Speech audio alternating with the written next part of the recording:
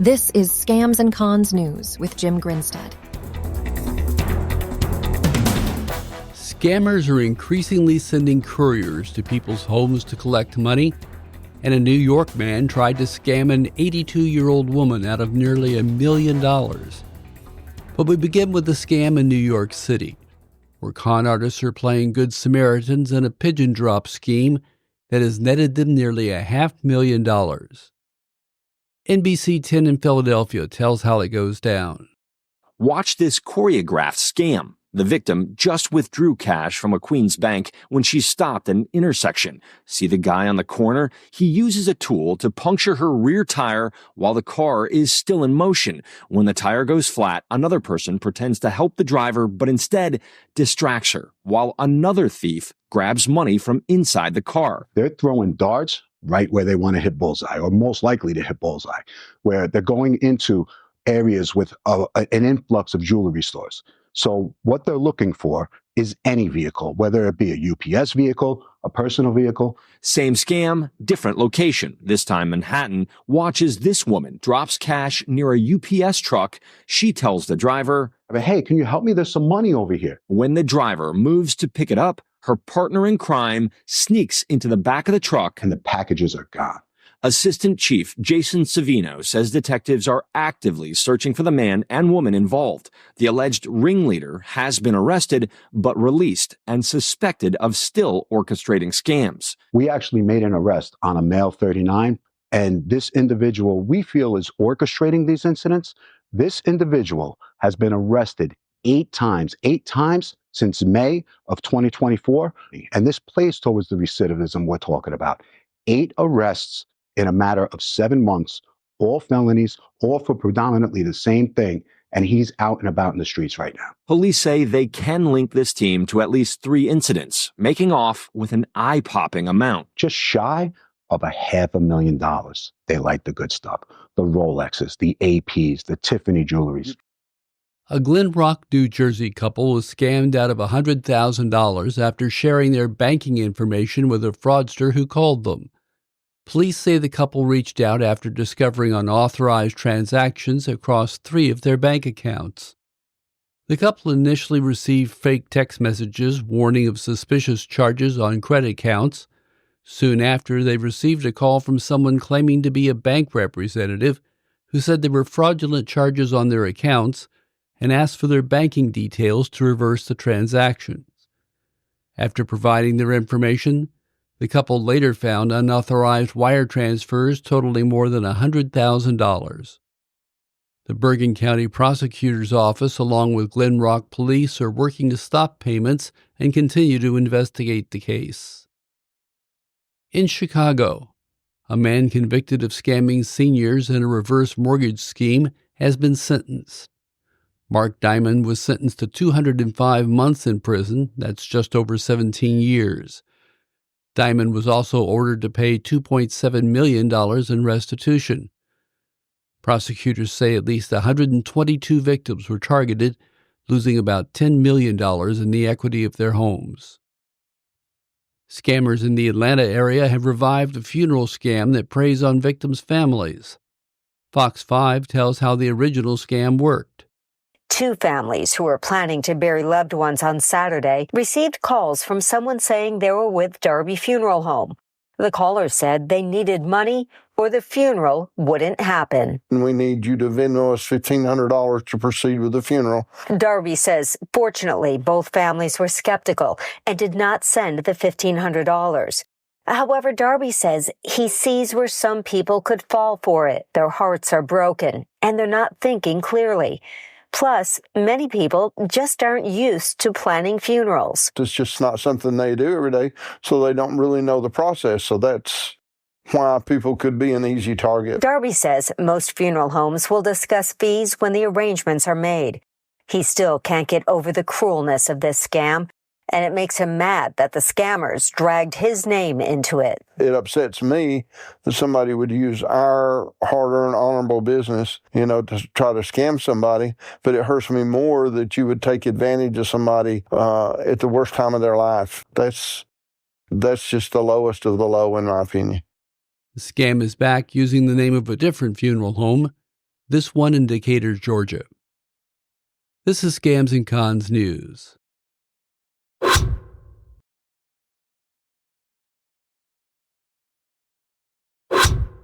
Madison County, Mississippi continues to recover millions of dollars lost through a fraudulent vendor scam that took place early last year.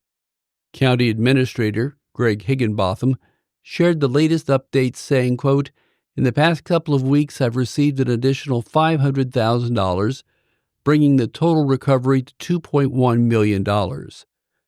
He credited law enforcement efforts for the progress. The update comes nearly a year after the county was tricked into paying out nearly $2.7 million in taxpayer funds to a fake vendor posing as Jay Hemphill of Hemphill Construction Company. The scam began in January 2023 when fraudsters contacted the county to update banking information for the company, which was involved in the Reunion Parkway project. The fraudulent investor then requested payment for outstanding invoices.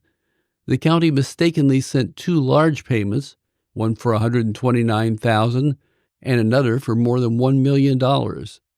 A third payment of $1.54 million was made shortly after, all to the fake account. A Monroe, Connecticut family has fallen victim to a phone scam that led to the theft of $30,000 in cash. A woman told police her father received a call from someone posing as a lawyer, claiming to represent their nephew, who was allegedly in jail and needed a $30,000 bond for release. The scammer kept the victim on the phone while an associate drove to the house to pick up the cash.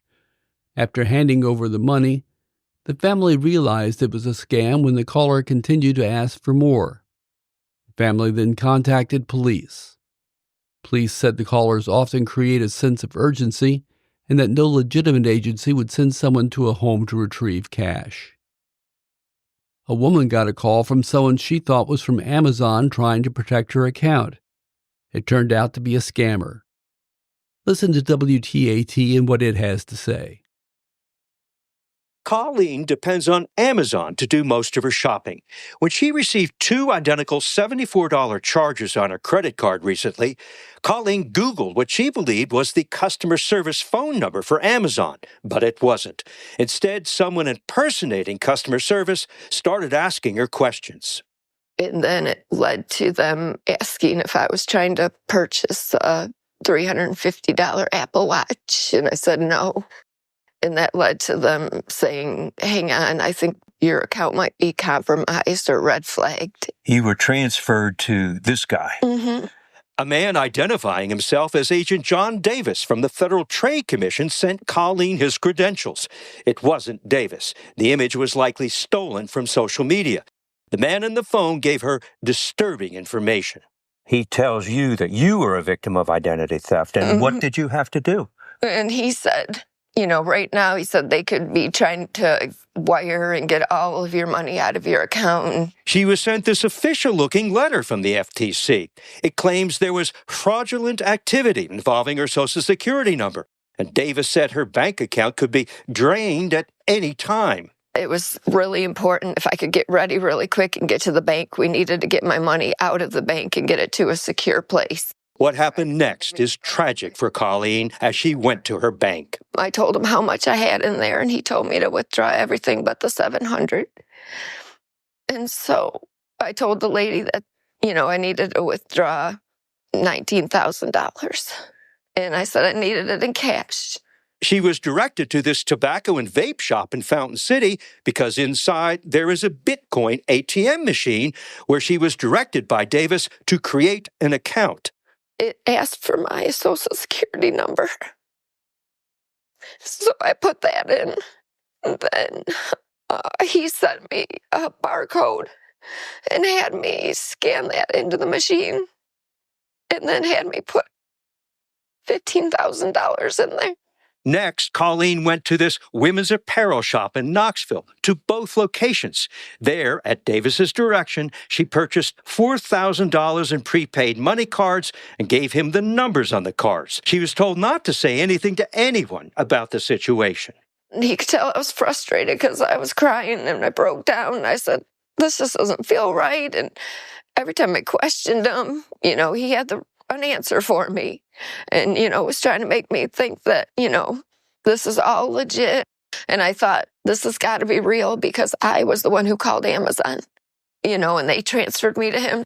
Colleen was sent this receipt for $19,000 to ease her fears, Davis telling her she would be getting her money back once the investigation ended. And there were so many red flags that I just didn't see because he just, he had me worried and scared and then, made me feel like I was protected and I was, he was keeping me safe.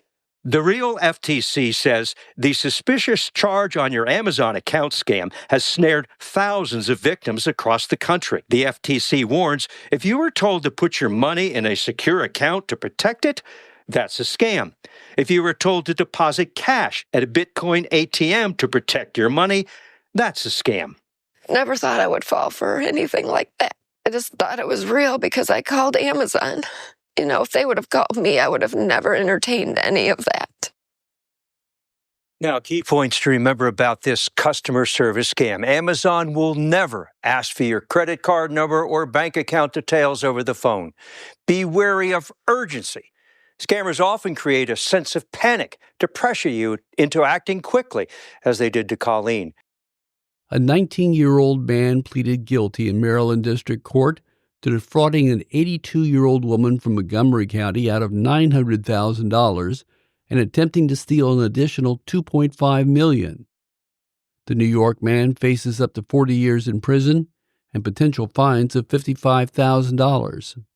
He admitted to 3 theft-related charges, including conspiracy to commit theft and attempted theft.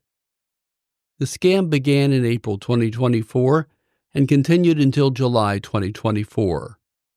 Over this period, the victim converted $900,000 of her life savings into gold, which she then handed over to the man. Court documents say he used a series of false and manipulative stories to convince the elderly woman to give him her money. He allegedly told her that both the U.S. government and Russia were draining her bank accounts. Court records state that a caller, identifying himself as Jeff, pressured the victim to withdraw funds, claiming the money was needed to prevent the government from seizing her savings while she awaited a new Social Security number. While he admitted he attempted to scam the woman out of millions more, the victim eventually realized she'd been deceived and contacted police. This is Scams and Cons News.